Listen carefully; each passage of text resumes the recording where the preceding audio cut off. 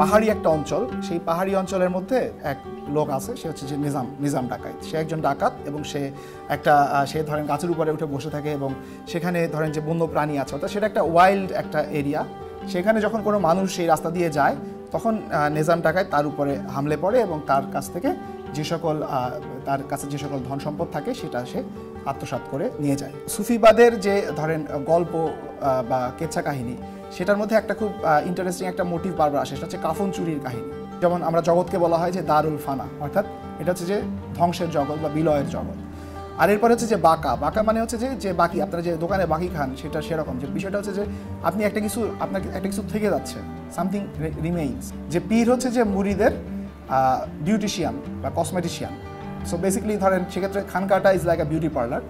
সেখানে যেটা করে যে মুরিদ সেখানে যায় এবং পীর করেন কি, পীর তাকে সাজান। যেমন ধরে যে রিডিস্ট্রিবিউশন, এই সুফিদের মানে একটা ফান্ডামেন্টাল পলিটিক্যাল ইকোনমিক একটা রোল ছিল যে redistributing resources from those who have to those who have not.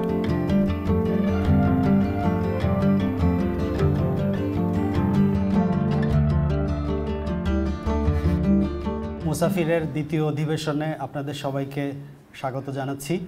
ত্রয়োদশ এবং চতুর্দশ শতকে একটি বিষয়ে বক্তৃতা শুনব। এই বক্তৃতা দিবেন লেখক ও গবেষক তাহমিদ আল জামি, এবং তাহমিদ আল জামির একটি ছোট্ট পরিচয় আমাদের সামনে উপস্থাপন করার জন্য অনুরোধ করছি জনাব মেহেদী হাসানকে। উনি একজন প্রতিভাবান লেখক, সম্পাদক এবং অনুবাদক। আমি একদিন তাকে প্রশ্ন করেছিলাম যে আপনি সুফিবাদ নিয়ে কীভাবে আগ্রহী হলেন। উনি আমাকে তখন, এটা সম্ভবত 2020-21 সালের দিকে আমি প্রশ্নটা করেছিলাম, উনি তখন আমাকে একটা কথা বললেন। সেটা হচ্ছে যে 2013-14 সালের দিকে বাংলাদেশে একটা ঘটনা ঘটে। সেটা হচ্ছে রবীন্দ্রনাথের নামে একটা বিশ্ববিদ্যালয় হওয়ার একটা প্রস্তাব তখন আসে। তখন হচ্ছে এটা নিয়ে বেশ একটা বাংলাদেশে মানে অনেকের একটা বিরোধিতা দেখা যায়। তো তখন তার মধ্যে সিরিয়াসলি সুফিবাদ নিয়ে ডিল করার একটা মানে ইচ্ছা জাগে। সেটা একটা উনি কারণ যেটা বললেন সেটা হচ্ছে যে সুফিবাদের মধ্যে একটা জিনিস উনি পান, সেটা হচ্ছে যে সুফিবাদে শব্দের যে স্পিরিট, এটা তার কাছে গুরুত্বপূর্ণ মনে হয় এবং ওনার কাছে মনে হয় যে সুফিবাদ দিয়ে আসলে এটাকে, এই বাংলাদেশের যে সমস্যা, এটাকে আসলে বোঝা অনেক বেশি সম্ভব। তো এই সূত্রেই উনি হচ্ছে 2013 সালে আব্দুল হাকিম কিংবা সুফিবাদ নিয়ে গবেষণা শুরু করেন। তার আব্দুল হাকিম নিয়ে যে গবেষণা, সেটা হচ্ছে 2016 সালে universalism and polyglossia in Bengali Sufis 1550 to 1700 শিরোনামে ইউনিভার্সিটি অফ লিবারেল আর্টসের সেন্টার ফর অ্যাডভান্স থিওরি থেকে সলিমুল্লাহ খানের সম্পাদনায় প্রকাশিত হয়। এর বাইরে 2015 সালে ওনার হচ্ছে একটা গবেষণা বের হয়, সেটার নাম হচ্ছে the question of intoxication in 19th century colonial Bengal. এটা প্রকাশিত হয়ে হচ্ছে দ্য রূপকথা journal on interdisciplinary studies and in humanities. এটা 2015 সালে প্রকাশিত হয়। 2016 সালে ইন্ডিয়ান হিস্টোরিক্যাল রিভিউতে ওনার একটা জয়েন্ট একটা গবেষণা বের হয়, তার নাম হচ্ছে interreligious encounter and proselytism in pre Mughal Bengal and analysis of the report by the Jesuit father Nicolas Pimenta. তারপর হচ্ছে 2020 সালে আব্দুল মুমিন চৌধুরী সম্পাদিত হিস্ট্রি অফ বাংলাদেশে তার একটা প্রবন্ধ প্রকাশিত হয়। এটা হচ্ছে সুলতানি এবং হচ্ছে মুঘল পর্বে। প্রবন্ধটার নাম ছিল ভার্নাকুলার সুফিজম। তার গবেষণাগুলোর দিকে যদি আমরা তাকাই তাহলে দেখা যাচ্ছে যে তার হচ্ছে পুরনো লেখাজোখা, পুঁথি এবং হচ্ছে তার দলিল দস্তাবেজ, শিলালিপি, এসব বিষয়ে তার একটা গভীর আগ্রহ দেখা যায়। তিনি এবং এই আগ্রহে আরও কিছু নজির আমি যদি বলি, সেটা হচ্ছে 2015-16 দিকে উনি হচ্ছে একটা বই সম্পাদনার কাজ হাতে নেন এবং এটা বিশাল একটা বই। সেটা হচ্ছে মোহাম্মদ ইউসুফ সিদ্দিক বাংলাদেশের যে শিলালিপি, সেটা হচ্ছে এই 1205 থেকে 1448 এই সময়কালের যেসব বাংলার শিলালিপি, সেগুলোর উপর একটা বাংলা বই রচনা করেন এবং ওই বইটার সম্পাদক ছিলেন তাহমিদ আল জামি। 2022 সালে বইটা আগামী প্রকাশনী থেকে বের হয়। এর বাইরে উনি নিজামুদ্দিন আউলিয়া বচনামৃত বা ফাওয়াইদ আল ফাওয়াদ এটা অনুবাদ করেন এবং হচ্ছে এটা বণিক বার্তার ঈদ সংখ্যায় প্রকাশিত হয়।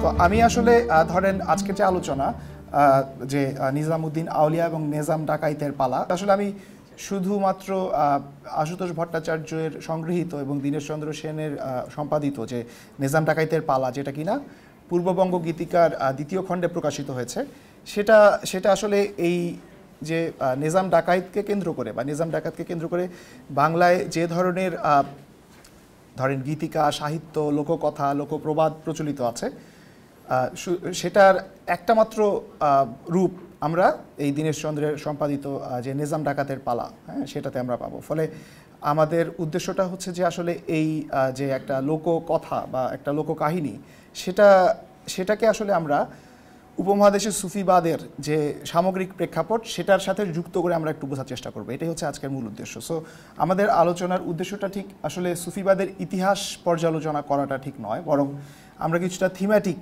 আলোচনা করার চেষ্টা করব যে সুফিবাদ এবং সেটার যে বিভিন্ন ধরনের রূপ আমরা আমাদের সামনে হাজির দেখতে পাই, সেটার কিছু থিম আমরা স্পর্শ করার চেষ্টা করব। মূলত আমি আসলে নিজামুদ্দিন আউলিয়া, যিনি হচ্ছেন যে বলা যেতে পারে যে উপমহাদেশে, ভারতীয় যে উপমহাদেশ বা দক্ষিণ এশিয়া বলা হয় আজকে আমরা বলি, তো এই দক্ষিণ এশিয়াতে আসলে সুফিবাদ যেটা, সেটা সবচেয়ে তাৎপর্যপূর্ণ একটি চরিত্র হচ্ছে নিজামুদ্দিন আউলিয়া। এবং তার আসলে তাকে ধরেন উপমহাদেশের যে সুফিবাদ বা ভারতের যে ধরেন যে ইতিহাসটা বা ভারতীয় উপমহাদেশের ইতিহাস, সেটা নিয়ে ধরেন সামগ্রিক যে ইসলামিক যে জগৎ বা ইসলামী জাহান বলা হয়, সেটার যে ইতিহাস, এটার মধ্যে আসলে এই উপমহাদেশের ইতিহাসটা, এটার ব্যাপারে কিছু ধরেন এটার মধ্যে কিছু প্রতিসরণ আছে। এবং ধরেন এখানে যেহেতু ইসলামের যে আবির্ভাব এবং এটা যে বিকাশটা ঘটেছে, সেটা আসলে একটা সংখ্যালঘু বা একটা অর্থাৎ এই উপমহাদেশের যে বৃহত্তর যে জনগোষ্ঠী, সেটার মধ্যে ইসলামের আবির্ভাব যদিও হয়তো বা সেই 8ম শতকে, কিন্তু এরপরে ইসলামের একটা বিপুল একটা ইতিহাস এখানে রয়েছে। তবে মুসলিম যে জনগোষ্ঠী, সেটা হয়তো এখানে সামগ্রিক জনগোষ্ঠীর একটা ক্ষুদ্রতর অংশ বা সংখ্যালঘু অংশ। ফলে সেটার বিভিন্ন ধরনের ছায়াপাত আসলে উপমহাদেশের ইসলামের ইতিহাসে বা সুফিবাদের বিবেচনার ক্ষেত্রে থাকে। কিন্তু নিজামুদ্দিন আউলিয়ার যে একটা চরিত্র, তিনি আসলে সামগ্রিক যে বিশ্বের যে সুফিবাদের ইতিহাস, সেখানে সবচেয়ে তাৎপর্যপূর্ণ চরিত্রগুলোর একটা। কিন্তু একই সঙ্গে আবার বিভিন্ন যে উপমহাদেশের যে বিভিন্ন অঞ্চল এবং বিভিন্ন অঞ্চলের যে ভাষা এবং সংস্কৃতি, সেটার মধ্যেও আবার নিজামুদ্দিন আউলিয়াকে নিয়ে বিভিন্ন ধরনের কল্পনা এবং লোককথা চলিত হয়েছিল। সো আমরা আসলে এটা হচ্ছে আমাদের আলোচনার একটা জায়গা যে আসলে সুফিবাদের যে বুনিয়াদি যে ধরেন পরম্পরা, সেটার সঙ্গে আসলে যে লোকজ বা স্থানিক বা দেশীয় বা জাতীয় যে সকল ধারা রয়েছে, সেগুলোর আসলে সম্পর্কটা আমরা কিছুটা বিবেচনা করব। দ্বিতীয় বিষয়টা হচ্ছে যে সুফিবাদ যেটা, সেটার মূল একটা জায়গাই হচ্ছে যে আসলে ডিজায়ার বা বাসনা, হ্যাঁ, সেটা হচ্ছে যে সুফিবাদের ক্ষেত্রে এশক বা ইরাদা, হ্যাঁ, এই ধরনের বিভিন্ন ধারণার মধ্য দিয়ে সেটার একটা মানে রূপ, সেটার একটা ধরেন উপস্থাপনা আমরা দেখতে পাই সুফিবাদের ভেতরে। আর তৃতীয় জায়গাটা হচ্ছে যে রাজনীতি। সুফিবাদ এর সঙ্গে রাজনীতির সম্পর্ক, সেটা নিয়ে আসলে অনেকেরই অনেক ধরনের বক্তব্য রয়েছে। বিশেষ করে আমাদের সময়ে এসে ধরেন যেমন 9/11-এর পরে ইসলাম প্রশ্নটা যেভাবে বিশ্বের রাজনীতিতে একটা বিশেষ তাৎপর্য না, অনেক ধরনের তাৎপর্য নিয়ে যে হাজির হয়েছে, সেখানে আসলে অনেকে সুফিবাদকে সেই জায়গা থেকে ইসলামের ভেতরে একটা বিশেষ ধারা হিসেবে যখন বিবেচনা করেন, তখন আসলে রাজনৈতিক বিবেচনাগুলো সেখানে খুব গুরুত্বপূর্ণ একটা জায়গায় অবশ্যই হাজির হয়। তো সেইটাকেও আমরা জাস্ট স্পর্শ করার চেষ্টা করবো এই আলোচনায়। তো প্রথমে আমি আসলে এখানে যারা যুক্ত হয়েছেন আজকে আমাদের সঙ্গে, সকলেই যে সমানভাবে নিজামুদ্দিন আউলিয়া বা নিজাম ডাকাতের পালা সম্পর্কে জানেন, সেটা তো আমরা বলতে পারবো না। ফলে আমি প্রথমে একটু জাস্ট ছোটো করে পরিচয় দিয়ে নিই যে নিজামুদ্দিন আউলিয়া, হ্যাঁ, মেহবুবা ইলাহি, তিনি আসলে কে ছিলেন। তার আসল নাম ছিল, আচ্ছা আমরা যদি একটু বিবেচনা করি যে ধরেন ভারতে যে সুফিবাদের ইতিহাস এবং ইসলামের ইতিহাস, সেটা তো ধরেন 8ম শতক থেকে শুরু হয় এবং তখন হচ্ছে যে ভারতে বিভিন্ন ধরনের রাজবংশের শাসনে ভারত ছিল এবং তখন সেখানে কোনো মুসলমান সুলতানের শাসন তখনও প্রতিষ্ঠিত হয়নি।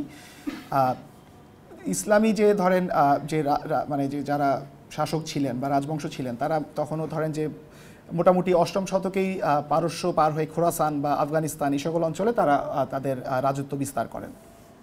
কিন্তু ভারতে এই রাজত্ব বিস্তারটা হয় মূলত আফগান যে অঞ্চল, সেখান থেকে ঘড়ি বংশ যেটা, সেই ঘড়ি বংশ মূলত আসলে 12 শতকের একেবারে শেষে এসে ভারতে প্রথম দিল্লি দখল করে এবং এই আফগানিস্তান থেকে যে ঘড়ি বংশ তারা যে আসে এবং এখানে যে দখল করে, সেটার সঙ্গে সঙ্গেই এখানে একটা সুফি যে বিভিন্ন পরম্পরাগুলো ছিল মধ্য এশিয়াতে, তারা আসলে ভারতে এসে তাদের যে অবস্থান সেটা খুব দৃঢ়ভাবে তখন প্রতিষ্ঠা করে। এর মধ্যে দুটো সুফি পরম্পরা বা সিলসিলাকে আমরা উল্লেখ করতে পারি। একটা হচ্ছে যে চিশতিয়া ধারা, আর একটা হচ্ছে সোহরাওয়ার্দিয়া ধারা। এই চিশতিয়া ধারা এবং সোহরাওয়ার্দিয়া ধারা এগুলো বিশেষ করে চিশতিয়া ধারা যেটা বা চিশতি যে তরিকা, সেটা এখনও বাংলাদেশে অত্যন্ত প্রবলভাবে, বাংলাদেশে শুধু নয় সমগ্র উপমহাদেশে খুবই প্রবলভাবে উপস্থিত আছে। এবং সেটার অনেক ধরনের ধরেন প্রতিসরণ এবং বিভিন্ন ধরনের সেটার যে লোকজ যে আত্মীকরণ সেটাও আমরা দেখতে পাই। ধরেন বাংলাদেশে যারা বয়াতি যারা আছে, গান করে, তারাও ধরেন অনেক সময় নিজেকে চিশতি ধারার সঙ্গে নিজেকে সাঙ্গীকরণ করে তারপরে কিন্তু তারা নিজেকে উপস্থাপন করে যে আমরা চিশতি ধারার একটা বিশেষ ধরেন গ্রুপ। তো এই যে চিশতি ধারা যেটা, সেটা আসলে এই যখন ঘড়ি বংশ যখন ভারতে তাদের সালতানাত প্রতিষ্ঠা করে, তখন থেকেই চিশতি ধারাটা ভারতে আগত হয়। এবং সেখানে আমরা জানি সকলেই যে খাজা মঈনুদ্দিন চিশতি, হ্যাঁ, তাকে বলা হয় গরিব নেওয়াজ বা আতাই রসুল, এরকম তার উপাধি রয়েছে। তো খাজা মঈনুদ্দিন চিশতি প্রথম আসলে আজমিরে এসে তার খানকা তিনি সেখানে প্রতিষ্ঠা করেন এবং সেখান থেকেই খুব গুরুত্বপূর্ণ যে তার পরম্পরাটা সেটা সেখান থেকে পরবর্তীতে তারপরে ছিলেন তার যে শিষ্য যারা ছিলেন তাদের মধ্যে সিগনিফিকেন্ট শিষ্য হচ্ছে কুতুবউদ্দিন বখতিয়ার কাকি, তার শিষ্য হচ্ছেন যে ফরিদউদ্দিন গঞ্জে শাকর, এবং ফরিদউদ্দিনের শিষ্য হচ্ছেন যে নিজামুদ্দিন আউলিয়া। তো এই যে পরম্পরাটা, এটা হচ্ছে চিশতি ধারার যে আদি পুরুষ যারা, প্যাট্রিয়ার্ক যারা, তারা হচ্ছেন যে এই কয়েকজন। এর আগে তো বললামই যে আফগানিস্তান থেকে তারা এসেছেন।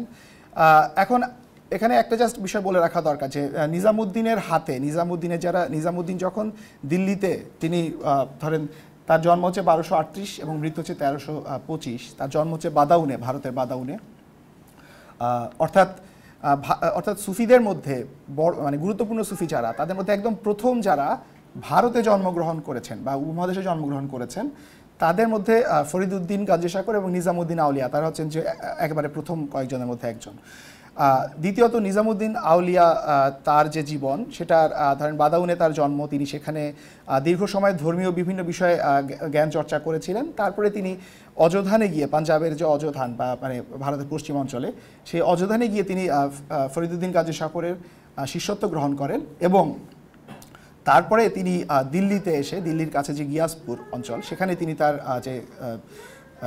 যেটা খানকা, হ্যাঁ, খানকা তো আমরা সুফিদের যে ধরেন যে আস্তানা সেটাকে খানকা বলা হয়, কিন্তু চিশতিয়া ধারার যে সুফিরা তারা আবার ঠিক খানকা বা দরগা না বলে, তারা ধরেন যে বলতো যে জামাতখানা। তো ফরিদউদ্দিন গঞ্জে শাকরের যেমন অযোধানে জামাতখানা ছিল, সেরকম নিজামুদ্দিন আউলিয়ার দিল্লিতে এই যে গিয়াসপুরে, সেখানে তিনি তার খানকাটা প্রতিষ্ঠা করেন। এবং সেখান থেকে তার যে সেখানে আসলে সব মানুষই মানে খুব দ্রুত তার যে নামটা এবং তার যে ধরেন তার যে বুজুর্গ যে তার যে চরিত্র সেটা সম্পর্কে সেখানকার মানুষ খুব দ্রুত জেনে যায় এবং বহু সংখ্যক মানুষ তার কাছে আসতো। সকলেই তার কাছে এক ধরনের তার বিভিন্ন উপদেশ শ্রবণ করত, তার কথা শুনতো। এবং রাজনীতিতে যারা জড়িত ছিলেন, অর্থাৎ যারা সুলতান ছিলেন বা সুলতানের যে সকল সৈন্য সামন্ত ছিল, তাদেরও তার প্রতি খুব গভীর আগ্রহ ছিল।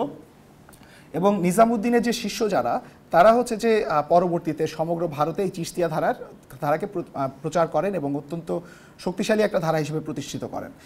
সেটার মধ্যে ধরেন আমাদের যে বাংলা অঞ্চল, সেখানে যিনি এসেছিলেন নিজামুদ্দিনের শিষ্যর মধ্যে, তিনি হচ্ছেন যে আকি সিরাজ উদ্দিন।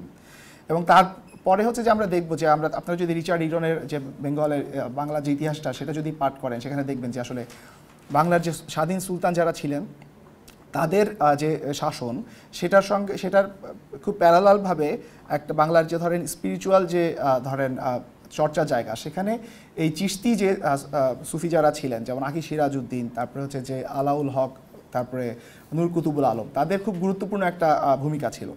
তো এই কথাগুলো দিয়ে আমি যেটা বোঝানোর চেষ্টা করছি যে আসলে নিজামুদ্দিন আউলিয়ার যে তাৎপর্য ভারতের ইতিহাসে বা উপমহাদেশের ইতিহাসে, সেটা হচ্ছে যে এই উপমহাদেশে সুফিবাদের বা চিশতিয়া তরিকাকে মূলত নিজামুদ্দিনের হাত ধরেই সেটা সমগ্র উপমহাদেশের একটা খুব প্রবল একটা ধারা হিসেবে প্রতিষ্ঠিত হয়।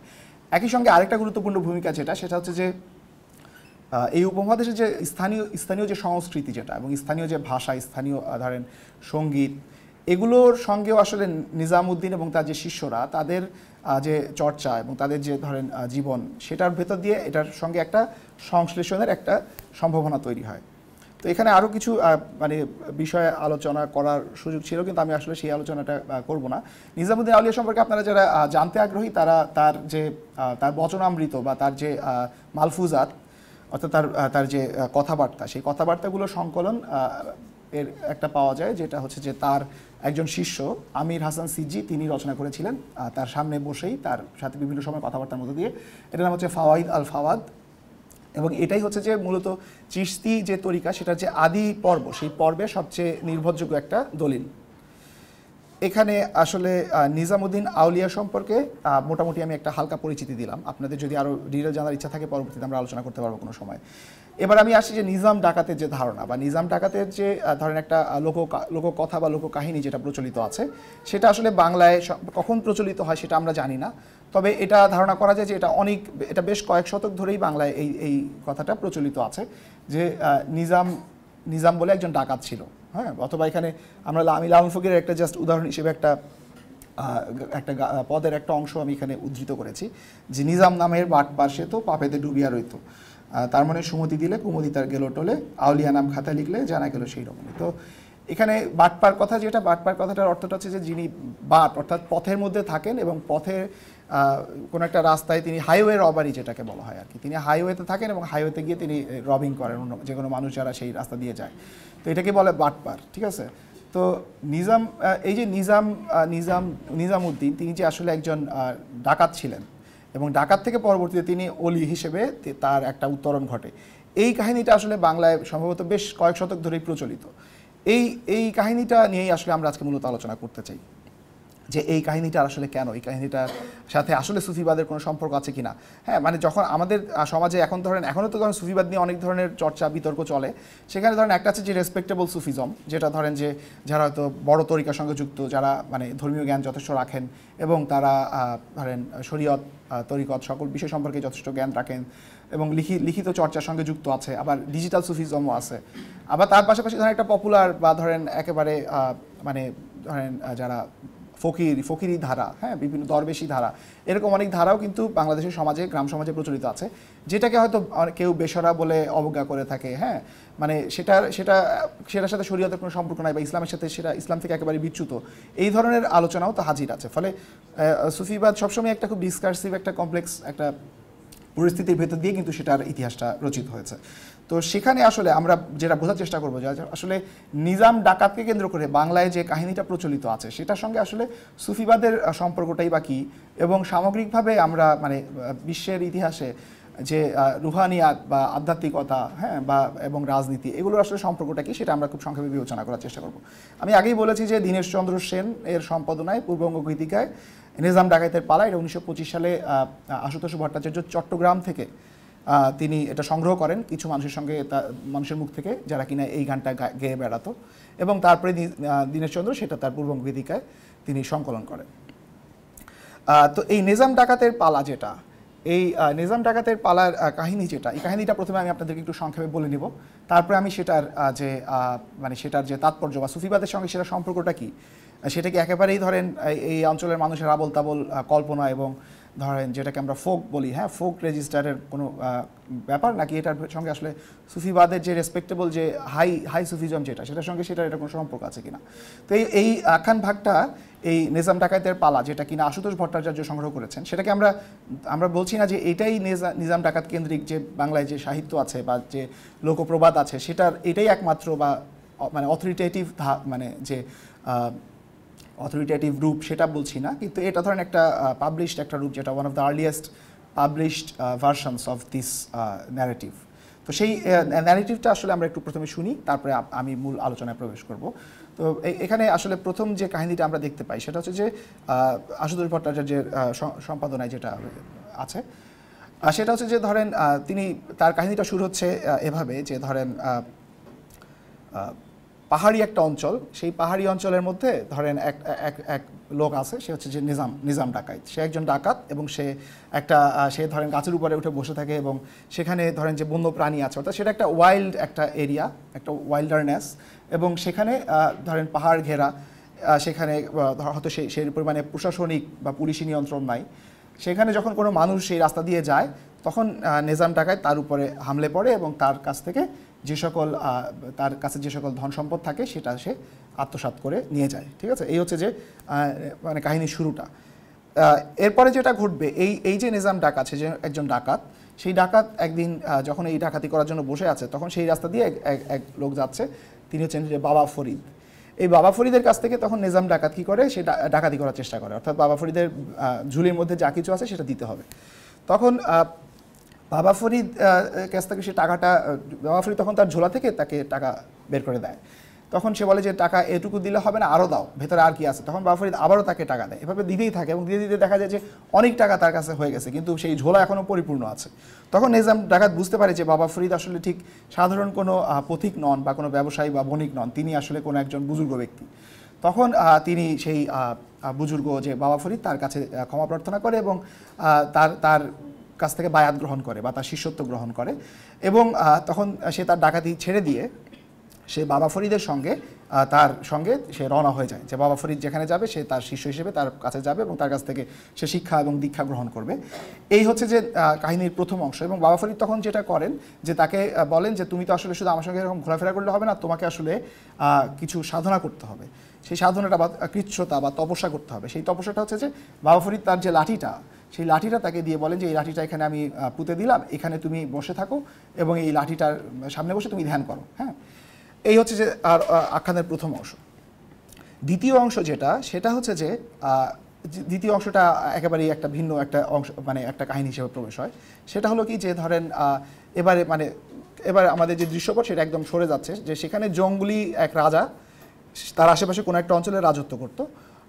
তার ভালো রাজ্যপাট আছে, যদিও তার নাম জঙ্গলি শাহ, কিন্তু মানে আমি ধরে নিতে পারি যে একটা বিশেষ জনপদে তিনি রাজত্ব করতেন। সেই রাজার যে কন্যা ছিল, সেই কন্যা তিনি হয়তো কিশোরী বা যুবতী বয়সে তিনি পৌঁছেছেন এবং সেখানে যে সেই রাজ্যের যে উজির ছিল, সেই উজিরের এক পুত্র ছিল। সেই উজির পুত্র হচ্ছে যে সেই রাজকন্যাকে দেখে তার মনে প্রেমের বা এশকের উদয় হয় এবং সে সেই রাজকন্যার মানে সান্নিধ্যের জন্য সে রাজকন্যার কাছে যায়। হ্যাঁ, এবং যখন সে রাজকন্যার কাছে যাওয়ার চেষ্টা করে, তখন হচ্ছে রাজকন্যা সেই উজির পুত্রকে তার কাছাকাছি আসতে দেখে তিনি অত্যন্ত ট্রমাটাইজড হয়ে যান এবং তিনি তখন তার বাবা মায়ের কাছে তিনি গিয়ে নালিশ করেন এবং রাজা তখন হচ্ছে যে সেই উজির পুত্রকে রাজ্য থেকে নির্বাসন দেওয়ার জন্য উজিরকে আদেশ দেন এবং সেই উজির পুত্রকে রাজ্য থেকে নির্বাসিত করেন। এর কিছুদিন পরে এই যে উজির পুত্রের যে আগ্রাসন, সেটার কারণে রাজকন্যা এতটাই ট্রমাটাইজড হয়ে যান যে তিনি আসলে অসুস্থ হয়ে পড়েন এবং সেই অসুখেই তার মৃত্যু ঘটে অচিরেই। তখন যেটা ঘটে যে তাকে তখন অবশ্যই সমাধিস্থ করা হয় বা কবরস্থ করা হয়। তখন যেটা ঘটে যে এই যে উজির পুত্র, যাকে কিনা নির্বাসিত করা হয়েছে, সে একটা জঙ্গলে বা কোনো একটা বিরান অঞ্চলে হয়তো ঘোরাফেরা করছে, সে তখন সেই কবরে যায় এবং কবরে গিয়ে কবর থেকে সে তার সাঙ্গপাঙ্গ নিয়ে সে কবরে যায় এবং কবর থেকে সেই লাশকে উত্তোলন করে। যে সে যেহেতু জীবিত যে রাজকন্যা, তার সঙ্গে তার যেহেতু প্রেম বা মিলন ঘটেনি, সে তখন সেই মৃত যে রাজকন্যা তার সঙ্গে সে মিলিত হওয়ার চেষ্টা করে এবং সেটা যখন ঘটে তার পাশেই বসেছিলেন সেই নিজাম ডাকাত, যিনি কিনা ওই যে বাবা ফরিদের যে লাঠিটা, ওই লাঠিটা সামনে বসে তিনি ধ্যান করছেন।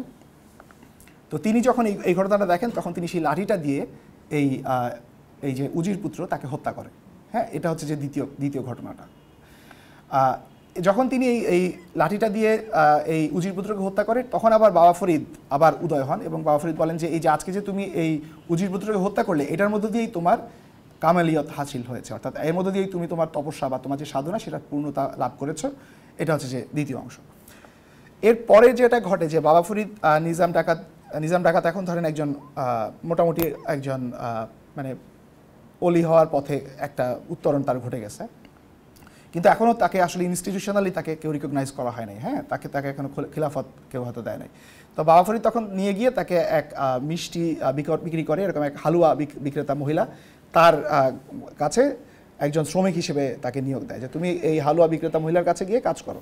সেই হালুয়া বিক্রেতা মহিলার কাছে আসতেন কে? বড় পীর আব্দুল কাদের জিলানী মাঝে মধ্যে, মানে সেই হালুয়া বিক্রেতা মহিলার যে সন্তান ছিল, সেই সন্তান ছিল আব্দুল কাদের জিলানীর ভক্ত। তো এই আব্দুল কাদের জিলানী যখন সেখানে আসলেন, তখন নিজাম ডাকাত দেখলো যে না, বড় পীর এখানে এসেছেন। তখন নিজাম ডাকাত হালুয়া বিক্রেতা মহিলার কাছে বললো যে আমাকে যেন বড় পীর বায়াত দেন বা আমাকে যেন বড় পীর ওলি হিসেবে স্বীকৃতি দেন, এটার জন্য আপনি মানে লবিং করেন। তখন সেই হালুয়া বিক্রেতা মহিলা বড় পীরের কাছে গিয়ে লবি করতে বা দিন দরবার করতে থাকলেন, এবং তখন বাবা ফরিদও আসলেন এবং তিনিও লবি করা শুরু করলেন। অবশেষে যেটা ঘটলো যে বড় পীর নিজাম ডাকাতকে কী করলেন, ওলি হিসেবে স্বীকৃতি দিলেন। এই হচ্ছে যে গল্পটা, ঠিক আছে। তাহলে তিনটা আমরা কাহিনী পাচ্ছি, মানে এই একটাই কাহিনী, কিন্তু সেই কাহিনী তিনটা ধরেন যে পর্ব, এবং এই পর্বগুলোর মধ্যে খুব মানে ঘনিষ্ঠ কোনো সংযোগ আমরা দেখবো না, মানে তিনটা আলাদা, ইটস লাইক একটা ধরেন যে মন্টাজের মতো, যে তিনটা আলাদা সিকোয়েন্স, এই সিকোয়েন্সগুলো বিচ্ছিন্ন মনে হবে আমাদের কাছে। আমি শুধু এখন যেটা করব যে এই যে তিনটা সিকোয়েন্স, আমি মূলত এইগুলোকেই আসলে ভারতের যে সুফিবাদের যে ইতিহাস, বা ধরেন আমাদের যে প্রকৃত যে নিজামুদ্দিন, যিনি রক্ত মাংসের একজন মানুষ ছিলেন, তার যে চিন্তা বা তার যে ধরেন আমল, সেটার সঙ্গে আমি কিছুটা যুক্ত করার চেষ্টা করে আমি ধরেন কিছু আলোচনা করার চেষ্টা করব। তো এখানে আসলে আমরা প্রথম যে কথাটা বলবো সেটা হচ্ছে যে ধরেন এই যে আমরা যে নিজাম ডাকাতের পালার কাহিনীটা শুনলাম, এই কাহিনীটা আসলে এটাকে আমরা অনেকে বলতে পারবে যে এটা ফোকলোর, হ্যাঁ, বা ধরেন লোককাহিনী, লোকসাহিত্য ইত্যাদি। তো এবং এটা হচ্ছে যে মানে একেবারেই অশিক্ষিত যে বাংলার যে জনসাধারণ, যারা কিনা আরবি ফার্সি কিছুই জানতো না, ইংরেজিও জানতো না, তারা আসলে মূলত এই ধরনের আবল তাবল কাহিনী তারা ধরেন চর্চা করছে, বা তাদের কল্পনা থেকে তারা এই ধরনের একটা গল্প নির্মাণ করছে। এবং এটা আসলে সুফিবাদের যে ধরেন মানে রেসপেক্টেবল যে হাই সুফিজম যেটা, সেটার সঙ্গে এটাকে কোনোভাবেই মানে মেলানো যাবে না, এবং এটাকে আসলে আমাদের মানে এটার প্রতি এক ধরনের খারিজি একটা জায়গা থেকেই, যেমন ধরেন যে সৈয়দ আবুল হাসান নদভী, তিনি নিজামুদ্দিন আউলিয়ার, তিনি হচ্ছেন যে অত্যন্ত প্রখ্যাত একজন উপমহাদেশের একজন দেওবন্দি একজন পণ্ডিত।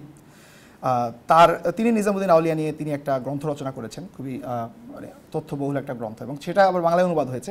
তো বাংলায় যিনি অনুবাদ করেছেন তিনি তার ভূমিকায় উল্লেখ করছেন যে আসলে বাংলাদেশের মানুষ তো নিজামুদ্দিন আউলিয়া সম্পর্কে কিছুই জানে না তেমন ভালো করে, ফলে তারাই নিজাম ডাকাত ধরনের আজগুবি কল্পকাহিনী তারা প্রচার করেছে, যেটার সঙ্গে আসল নিজামুদ্দিন আউলিয়ার কোনো সম্পর্ক নাই। তো এখানে আমরা যে প্রসঙ্গটা প্রথমে আনবো, যে আসলে এই প্রসঙ্গটা আসলে মূলত যে এই যে সুফিজম, যেটাকে আমরা আরবিক, পার্সিয়ান বা উর্দু টেক্সটের মধ্যে দিয়ে আমরা ট্রেস করতে পারি, যেটা হচ্ছে কেতাবি সুফিবাদ, সেটার যে ধরেন সেটার যে পরম্পরা, সেটা যে চর্চা, এবং সেটাকে যে জ্ঞান তত্ত্ব বা এপিস্টেমোলজিটা, সেটার সঙ্গে আসলে এই যে ফোক, তথাকথিত যে ফোক বা ধরেন আমাদের স্থানীয় যে ময়মনসিংহ বলেন বা চিটাগাং বলেন, বাংলাদেশের বিভিন্ন অঞ্চলে এই নিজাম ডাকাতের কাহিনীটা সুপ্রচলিত আছে। ইভেন ধরেন কুষ্টিয়া বা নদিয়া লালন ফকিরের কাছেও সেই কাহিনী আছে, ফলে সমগ্র বাংলাতেই এই কাহিনীটা আছে। এখন বাংলার বাইরে অন্য কোথাও আছে কিনা সেটা আমি বলতে পারছি না, কিন্তু আমি যেটা বলতে চাচ্ছি সেটা হচ্ছে যে এই যে মানে সাধারণ মানুষের কাছে নিজামুদ্দিন আউলিয়া যে রিপ্রেজেন্টেশনটা হাজির ছিল, সেটার সঙ্গে আসলে কেতাবি এবং যে মানে হাই যে সুফিজম, সেটার যে রিপ্রেজেন্টেশন, সেগুলো কি আসলে মানে সেটার মধ্যে খুব মানে জল অচল বিভেদ আমরা দেখতে পাই কি না।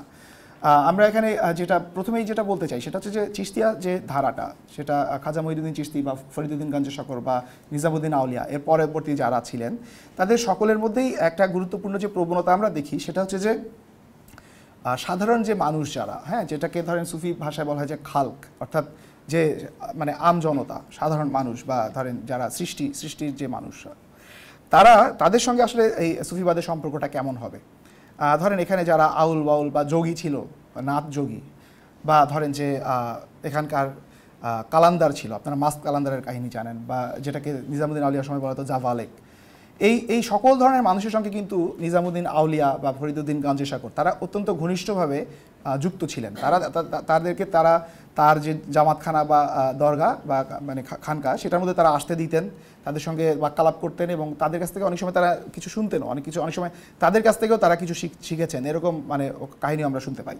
ফলে প্রথম কথাই হলো যে আসলে ভার্নাকুলার যে জগৎ, অর্থাৎ এই অঞ্চলের যে ধরেন যে ভাষাগুলো তখন বিকশিত হচ্ছে, হ্যাঁ, তখন ধরেন বিভিন্ন ভাষা, ধরেন মিথিলা, তারপর উত্তর ভারত, দক্ষিণ ভারত এবং বাংলা, বিভিন্ন অঞ্চলে কিন্তু অনেক ধরনের তখন হচ্ছে যে ভার্নাকুলার, যেটাকে শেলডন পোলকরা সংস্কৃত যে উচ্চ যে মার্গীয় যে জগৎ, সেটা থেকে মোটামুটি দ্বিতীয় সহস্রাব্দেই, খ্রিস্টীয় দ্বিতীয় সহস্রাব্দ যেটা, সেখান থেকে কিন্তু যেটাকে নব্যভারতীয় আর্য ভাষা বলে অনেকে অভিহিত করেন, সেই সকল ভাষাগুলোর তখন কিন্তু বিকাশ হচ্ছে।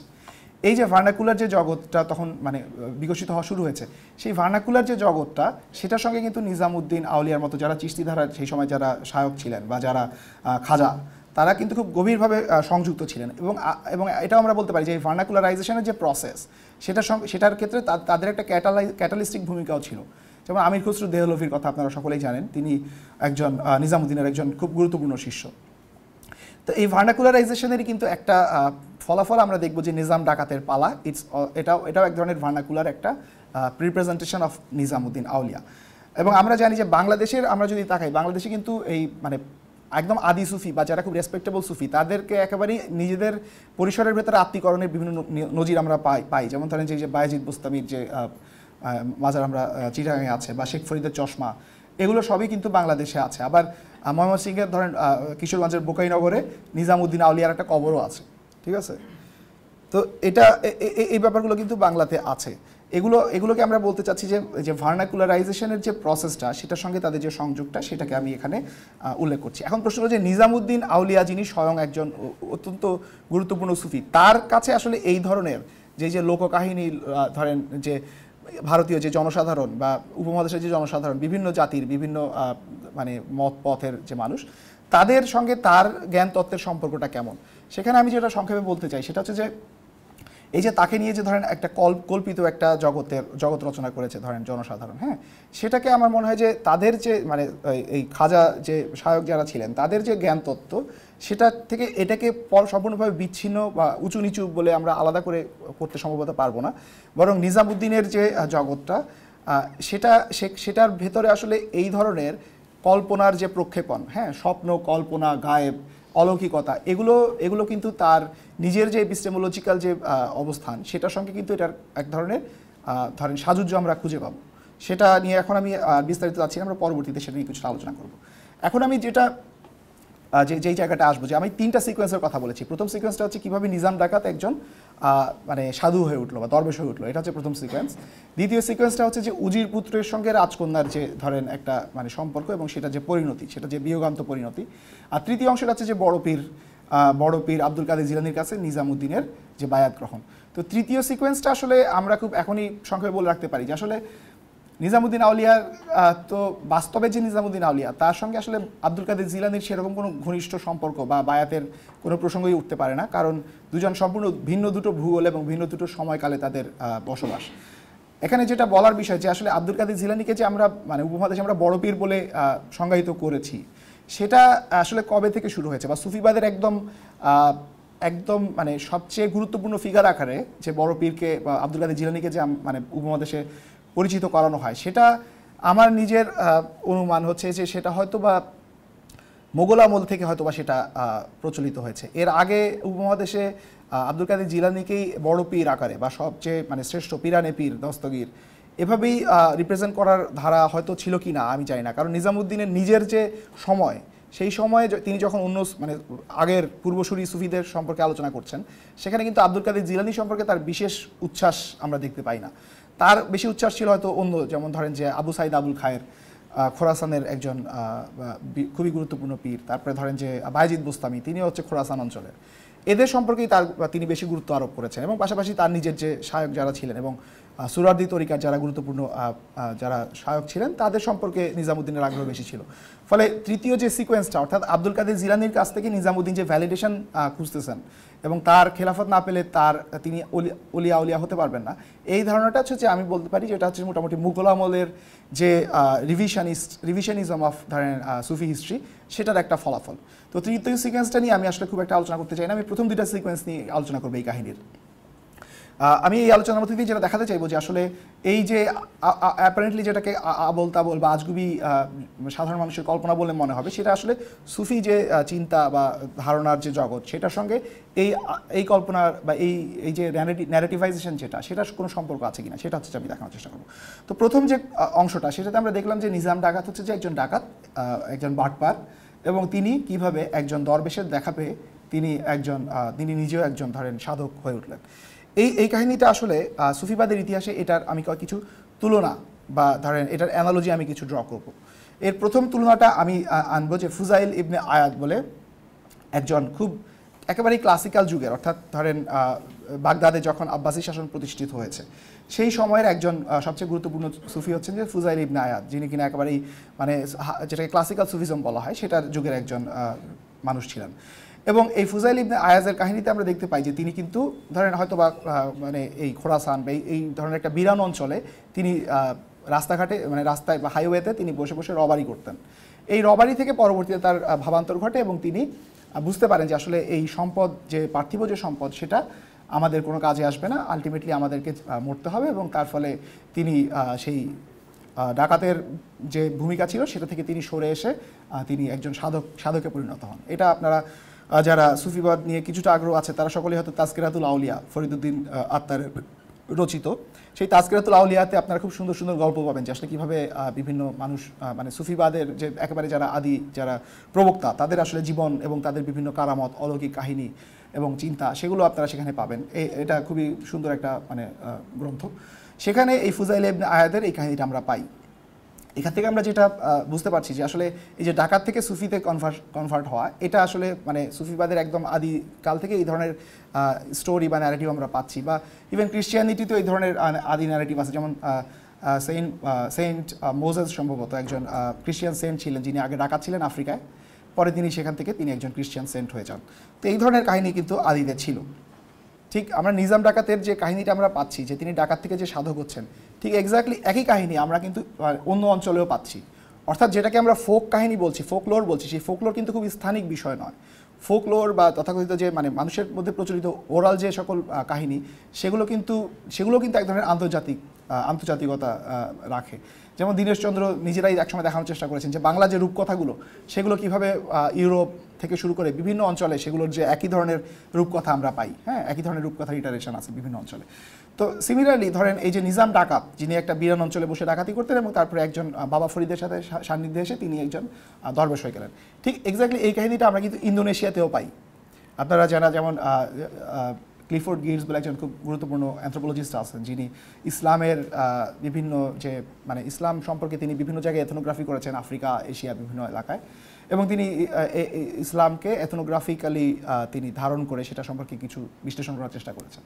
তো ক্লিফোর্ড গিলসের বই যদি আপনারা পড়েন সেখানে আপনারা দেখবেন যে এক্স্যাক্টলি এই কাহিনীটাই সেখানে ইন্দোনেশিয়ার প্রেক্ষিতে হাজির করা হয়েছে। যে ইন্দোনেশিয়ায় ধরেন ইন্দোনেশিয়া যে ইসলামের প্রচার সেটা মোটামুটি নিজামুদ্দিন আউলিয়াদের সময় কিছু পরপরই, এবং সেখানে 9 জন নব সাধু বা 9 জন ওলির কথা বলা হয় যারা কিনা ইন্দোনেশিয়া ইসলাম প্রচার করেছেন। তার মধ্যে একজন ছিলেন এখানে যার কথা বলা হয়েছে, হ্যাঁ, সুনান কালী দাজা।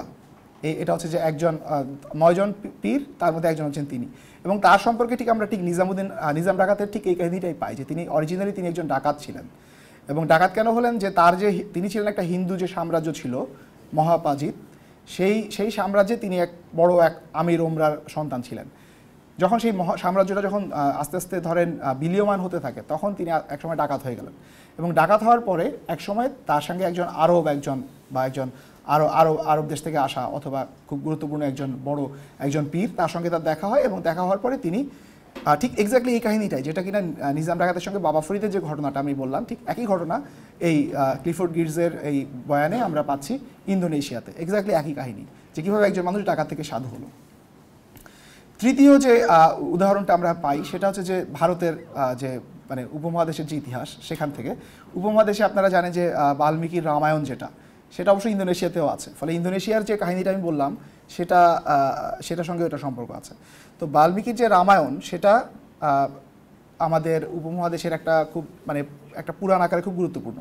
সেখানে আমরা যেটা দেখি যে মূল যে রামায়ণ সেখানে কিন্তু সেটা থেকে কিন্তু বাংলার রামায়ণটা কিছুটা ডিফারেন্ট, কৃত্তিবাসের যে রামায়ণ, ঠিক আছে, এবং ভারতের আরও কিছু নবভারতীয় আর্য ভাষায় যে সকল রামায়ণ চর্চিত হয়েছে সেগুলোর বয়ানও কিন্তু মূল বাল্মীকি রামায়ণ থেকে কিছুটা ডিফারেন্ট। এবং সেখানে আমরা পাচ্ছি বাংলার যে রামায়ণ কৃত্তিবাস, সেখানে আমরা পাচ্ছি ঠিক একই রকম একটা কাহিনী যে একজন দস্যু রত্নাকর নাম, সে কিভাবে একজন ব্রাহ্মণ বা একজন দেবলোক থেকে আসা একজন লোকের সঙ্গে তার সাক্ষাৎ হলো, এবং তার যে সান্নিধ্যে এসে সে কিভাবে ভালো হয়ে গেল।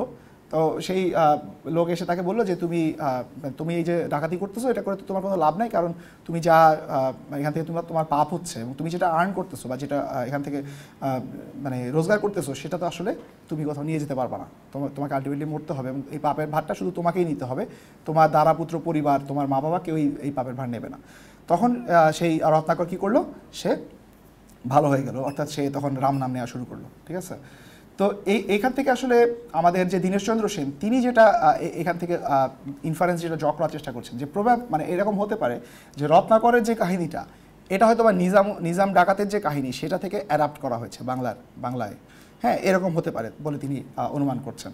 তো এটা আমি মানে এটা বলা খুব মুশকিল যে আসলে নিজাম ডাকাতের কাহিনী থেকে রত্নাকরের কাহিনী নেওয়া হয়েছে, নাকি রত্নাকরের কাহিনী থেকে নিজাম ডাকাতের কাহিনী নেওয়া হয়েছে, নাকি হয়তোবা যে আমি ফুজাইল ইবনে আয়াদের কথা বললাম, অর্থাৎ যারা একেবারে ক্লাসিক্যাল যে সুফি যে মানে যারা তাদের গল্প থেকে এই উভয় কাহিনী নেওয়া হয়েছে, সেটা বলা খুব মুশকিল। তো যেটা আমি মানে এখানে আমরা যেটা দেখতে পাচ্ছি যে সুফিবাদের যে বিভিন্ন একেবারে ক্লাসিক্যাল যে ধারা এবং সেটার যে বিভিন্ন ভার্নাকুলার যে রিসেপশন বা রিপ্রেজেন্টেশন বিভিন্ন ধারা বিভিন্ন অঞ্চলে ঘটেছে, সেটা আফ্রিকা হোক কিংবা ইন্দোনেশিয়া হোক, সেই সব জায়গায় কিন্তু এই ধরনের ন্যারেটিভ আছে। অর্থাৎ যেটা এখানে বলার বিষয় সেটা হলো যে এটাকে মানে যেটাকে ফোক আমরা বলছি, সেটা কোনো একটা বিশেষ জনপদের মানুষের অশিক্ষার জনিত আবল তাবল কল্পনার নয়, বরং সেটা সুফিবাদের একটা ফান্ডামেন্টাল একটা ট্রোপ বা মোটিভ বা একটা ন্যারেটিভ স্ট্রাকচার। এবং কিন্তু এটা ধরেন আমি যদি সুফিবাদের কনসেপচুয়াল জায়গা থেকে এটাকে বিবেচনা করি, তাহলে বিষয়টা আসলে কেমন, সেটা হলো যে মূলত মানুষের যে নফস যেটা বা মানুষের যে মানে তার যে স্বার্থপর যে সত্তা, সেই সত্তাটা কিভাবে অপরের সঙ্গে তার সম্পর্কটা কিভাবে ঘটে।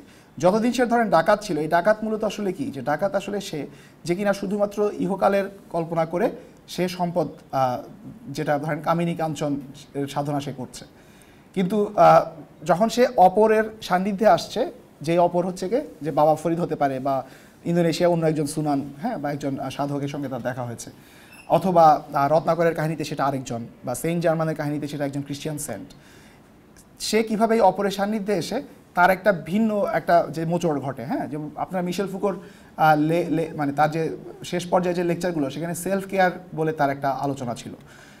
সেলফ কেয়ারের যে ধরেন পরম্পরা, এটা আসলে মূলত প্লেটোনিক এবং নিউ প্লেটোনিক যে ক্লাসিক্যাল যে সিভিলাইজেশন, সেটার মধ্যে এই সেলফ কেয়ারের যে উদয় ঘটে, এবং সেখানে কিভাবে ধরেন প্রথমে সেটা থাকে যে নিজের যত্ন নেওয়া, নিজের পরোয়া করা, যে তোমার আসলে তোমার যে সত্তাটা, সেটা শুধু এই দৈহিক সত্তা নয়, বা শুধুমাত্র একটা বিশেষ সমাজে তোমার যে ধন সম্পদ মর্যাদা, সেটাই তোমার সব কিছু নয়, বরং তোমার একটা বৃহত্তর তোমার সত্তার একটা বৃহত্তর তাৎপর্য আছে।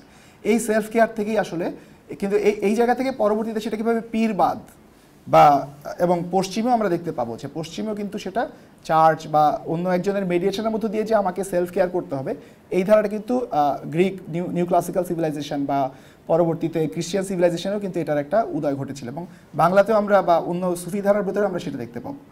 আর আরেকটা যেটা জায়গা, সেটা আমি বলতে চাই যে এই নিজাম ডাকাতের পালা, এটা মূলত 17-18 শতক বা 18-19 শতকের একটা কাহিনী বলে রিচার্ড ইটন মনে করেন। সেখানে আমাদের মাথায় এই প্রশ্নটাও আসে যে সেই সময় যে রাজনৈতিক যে পটভূমি, যে ধরেন একদিকে দুর্ভিক্ষ হচ্ছে এবং সব কিছু ধ্বংসের দিকে এগিয়ে যাচ্ছে, এবং সেটার ভিতরে আসলে মোগল যে সমাজ, সেটা ধরেন ভাঙতেছে, সেখানে আসলে এই যে একজন ডাকাতের যে উদয়, সেটার সঙ্গে কোনো রাজনৈতিক সংযোগ আছে কিনা, সেটা আরেকটা বিবেচ্য বিষয়। দ্বিতীয় অংশটা আমি যেটা উল্লেখ করেছিলাম, এবার আমি দ্বিতীয় সিকোয়েন্সটাতে যাব, সেটা হচ্ছে যে এখানে ধরেন যে রাজকন্যা এবং তার সঙ্গে উজির পুত্রের যে সম্পর্ক। রাজকন্যার নাম হচ্ছে যে লালবাই।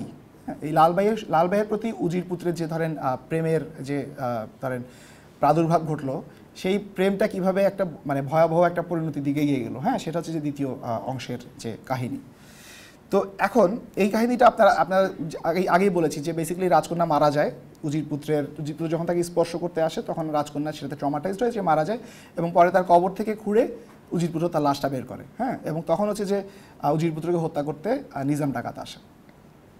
এই কাহিনীটা আসলে ধরেন এই কাহিনীটার সঙ্গে আসলে আমি যেটা দেখানোর চেষ্টা করবো যে আসলে এই কাহিনীটাও কি কোনো আজগুবি ধরেন ফোক একটা কল্পনা কিনা, নাকি এটার সঙ্গে ধরেন সুফিবাদের যে মৌলিক যে চিন্তা কাঠামো বা সেটার যে মৌলিক যে মোটিভগুলো, সেগুলোর সাথে এটা কোনো সংযোগ আছে কিনা।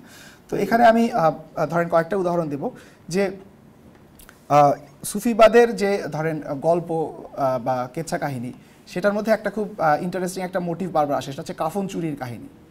হ্যাঁ, মানে মানুষ যখন মরে যায়, তখন মুসলমানরা তাদেরকে কবরস্থ করে, এবং খ্রিস্টানরা এরা ধরেন কবরস্থ করে, আর ধরেন হিন্দু সমাজে হয়তো বড় একটা অংশের মধ্যে হয়তো তারা দাহ করে, শবদাহ করে। তো এই যেহেতু মানে কাফনে মুড়িয়ে একটা মানুষকে ধরেন দাহ করা হয়, তারপরে হচ্ছে যে সেই কবর খুঁড়ে ধরেন অনেকে হচ্ছে যে কাফন চুরি করতো। এই ধরনের একটা মোটিভ আমরা সুফি যে কাহিনী সেটার মধ্যে পাই। তো আমরা যেটা দেখবো যে ধরেন সুফি কাহিনী এবং হাদিস এবং আরব ইতিহাসবিদরা যে তারিখ বিভিন্ন ধরনের তারিখ রচনা করেছেন, তারিখে তাবারি, সেগুলোর ভেতরে এই কাফন চুরির মোটিভটা কিন্তু বারবার ঘুরে ফিরে আসে। সেটা ধরেন কয়েক ধরনের আসে। ধরেন কেউ হয়তো কাফন চুরি দিয়ে একটা মানে এই সকল ন্যারেটিভেরই একটা এক একজন এক এক পারপাসে হয়তো লিখছে। কেউ হয়তো লিখছে যে এক লোক কাফন চুরি করতো 40 বছর ধরে, তারপরে একসময় সে মারা গেল।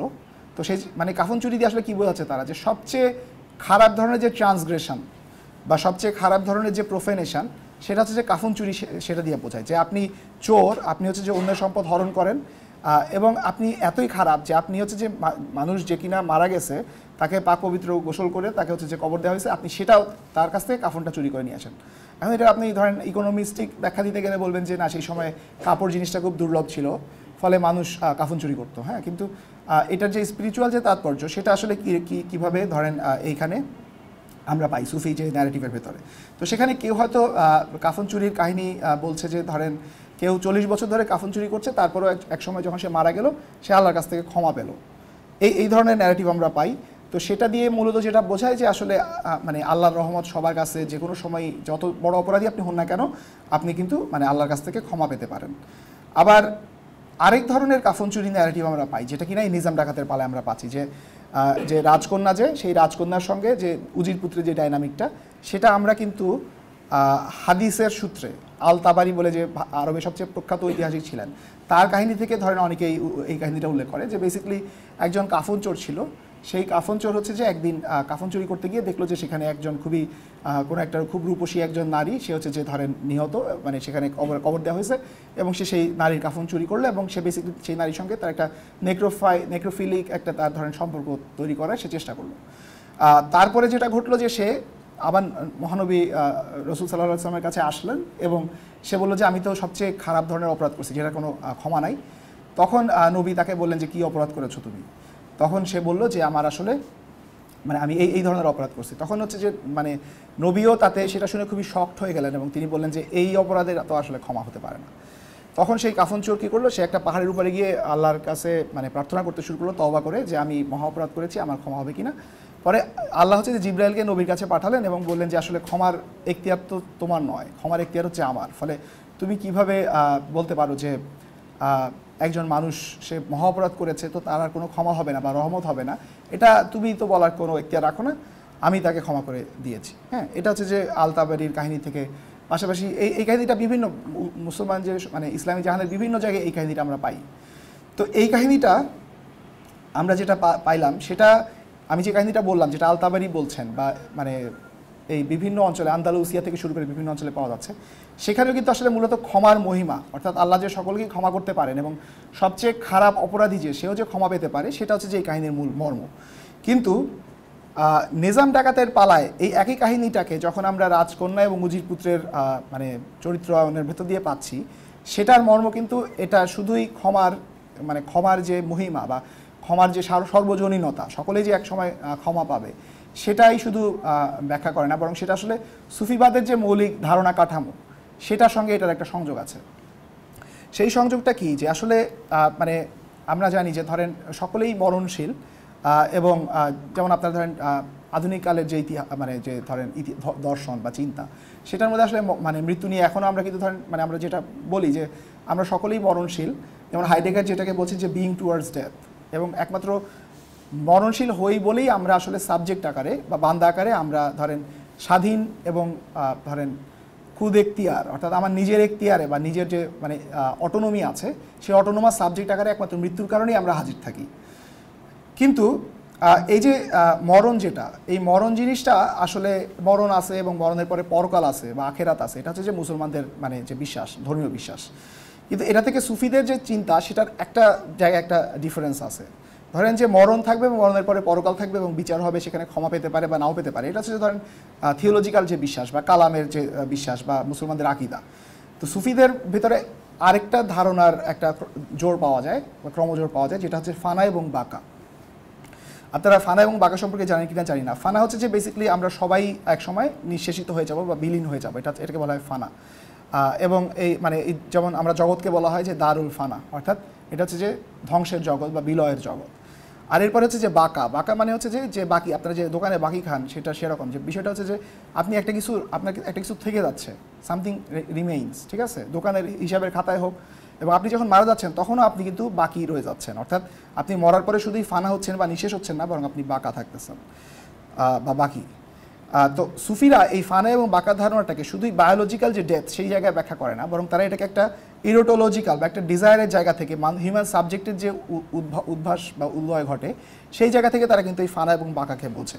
এবং সেই জায়গাটা কীরকম, যে আসলে আমাদের যে আমাদের ডিজায়ারটা যদি কোনো বিশেষ পার্থিব বিষয়ের প্রতি থাকে, হ্যাঁ, বিষয় মানে আমরা বলি না যে বিষয় বাসনা, সো বিষয় বাসনার প্রতি আমাদের যে বাসনা, সেটা কোনো মানুষ হোক, কোনো প্রেমাস্পদ হোক, অথবা কোনো মানে ধন সম্পদ হোক, সেটা এসেনশিয়ালি মানে সেটা কিন্তু নিঃশেষণের দিকেই যাবে, সেটা অ্যানাহিলেট হয়ে যাবে।